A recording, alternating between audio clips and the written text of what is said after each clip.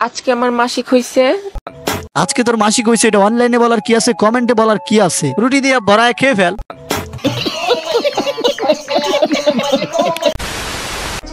আজকে প্রথম রোজা, এই প্রথম রোজাটা আমি রাখতে পারতেছি না, আর এই কষ্টটা শুধু মেয়েরাই বুঝবে।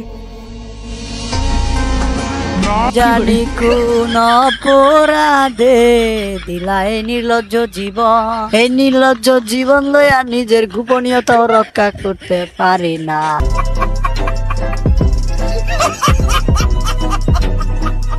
দেখো গাইস, আমি আমার এই ছোট্ট একটা জীবনে অনেক ধরনের নির্লজ্জ মেয়ে দেখছি, কিন্তু এর মতো নির্লজ্জ মেয়ে আমি একটাও দেখি নাই। কারণ ভাই, মেয়েদের পিরিয়ড হইলে যে তারা রোজা রাখতে পারে না, এটা প্রায় সব মেয়েরাই জানে। ইভেন কিছু কিছু ছেলেরাও জানে এই বিষয়ে। এন্ড এই বিষয়টা মেয়েদের খুব গোপন একটা বিষয়। আর এই গোপন বিষয়টাকে নিয়ে এই রহমতের মাসে, রমজান মাসে লাইক ভিউয়ের ব্যবসা করতেছে আমাদের সম্মানিত পিরিয়ড আপা।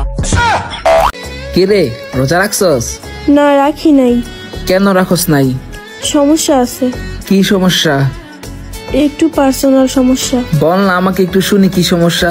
হ্যাঁ হ্যাঁ, বইলা দে তোর নাঙ্গেরে, বইলা দে তোর তলা দিয়ে যে পানি বের হয়েছে, এটা বইলা দে। আসলে লজ্জা শরম কিছুই নাই। বাংলাদেশের কোন মানুষটা না জানে যে পিরিয়ড হইলে রোজা রাখা যায় না? ওই বিষয় নিয়ে আবার ভিডিও বানাইতে হয়। আবার ভিডিও শেষে কি বলতেছস, মানুষ নাকি তোর কাছ থেকে এই বিষয় জানতে চায়। এই পিরিয়ড আপা, তোর কাছ থেকে কে জানতে চাইছে? তুই নিজেই তো তোর সাউয়ার গোপনীয়তা বজায় না রেখে ভিডিও বানানো শুরু করছস, আবার বলতেছস এগুলো নাকি তোর কন্টেন্ট।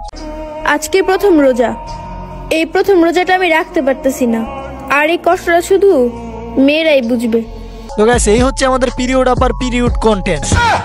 কন্টেন্টের নামে এই গু আপলোড করে কিছু ফলোয়ার কামায়। এখন থেকে এই মেয়ে আবার বড় বড় কথা বলে, যেমন তার রিপ্লাইয়ের আশায় নাকি তাকে নিয়ে মানুষ সমালোচনা করছে, হ্যান ত্যান। যারা সমালোচনা করতেছে তাদের সবার একটাই স্বপ্ন, যদি জেরিন আমার সমালোচনার রিপ্লাই ভিডিও দিয়া দেয় তাইলে তো আমি বাইরে লয়ে যাবো। এই স্বপ্ন নিয়েই হাজারো মানুষ সমালোচনা করতেছে। এখন ফার্স্ট কথা হয়েছে, কেউই তো রিপ্লাইয়ের আশায় সমালোচনা করতেছে না। তুই মেয়েদের একটা গোপন বিষয় নিয়ে এই রমজান মাসে লাইক ভিউর ধান্দা করছস, এই জন্য মানুষ তোর নিয়ে সমালোচনা করতেছে। তুই এমন কিছু হয়ে যাস নাই যে তোর নিয়ে সমালোচনা করতে হবে তোর রিপ্লাই ভিডিও পাওয়ার জন্য। উল্লেখযোগ্য তুই একটা কাজই করছস, সেটা হচ্ছে নির্লজ্জ বেহায়ের মতো গেঞ্জি প্যান্ট পরে তোর নির্লজ্জ বেহায়া কামলা বাতারের সাথে ভিডিও বানাইছস। আর ওই ভিডিও নামক গুগলও কিছু বেন্ডেজ পাবলিক দেখা তোরে ফলো করছে। আর ওই গুমার্কা ফলোয়ারদেরকে নিয়ে তুই বড়াই করতেছস তুই নাকি 18 দিনে না 19 দিনে 1 মিলিয়ন ফলোয়ার করছস। মানুষ তো সমালোচনা করবেই, কারণ ওমর ব্যাপার দ্বিতীয় রেকর্ড আমি করছি। নতুন আইসা মাত্র 18 দিনে 1 মিলিয়ন ফলোয়ার্স করছি। তো কি হইছে, তুই বাংলাদেশের প্রেসিডেন্ট হয়ে গেছস নাকি? যেমনে বলতাছস আমি 18 দিনে 1 মিলিয়ন ফলোয়ার করছি, তো কি হইছে ভাই, কি হইছে? তোর 1 মিলিয়ন না 10 মিলিয়ন হইলেও তুই মানসম্মত কন্টেন্ট আপলোড করতে পারবি না এবং সম্মানও পাবি না। এখন যেমন তোরে বলতাছে তুই পিরিয়ড আপা, কয়দিন পরে যখন তোর ওইগুলো বড় হয়ে যাবে তখন দেখবি যে তোরে বলবে আমাদের গাবি আপা। গাবি আবার মুখটা দেখি ফাঁক হয়ে রয়েছে, দিমু নাকি একটা কলা ঢুকায়া।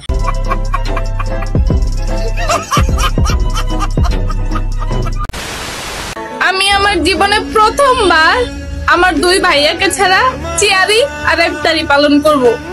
ভাবতেও খারাপ লাগতেছে। কষ্ট রে, কষ্টর চুদানে নিচ দেয়া পানি বেরিয়ে গেল রে। তোর ভাইদের জন্য যখন তোর এতই মায়া, তোর বাইরে কল দিয়া এইসব কথা বল, টিকটকে এসে বলার কি আছে ভাই? আরে মিয়া বুঝো না, রোজা রমজানের মাস চলতেছে, টিকটকে সেহরি ইফতার নিয়ে ভিডিও বানাইলেই তো মিলিয়নে ভিউ, ভিডিও চলে ফর ইউ।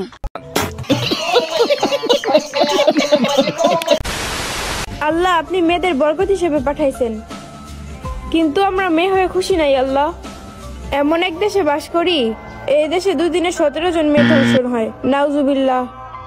মহান আল্লাহ তাআলা আপুটিকে বরকত হিসাবে পাঠিয়েছে অনলাইনে এসে টিকটক করার জন্য, তাও আবার গেঞ্জি পরে টিকটক করার জন্য।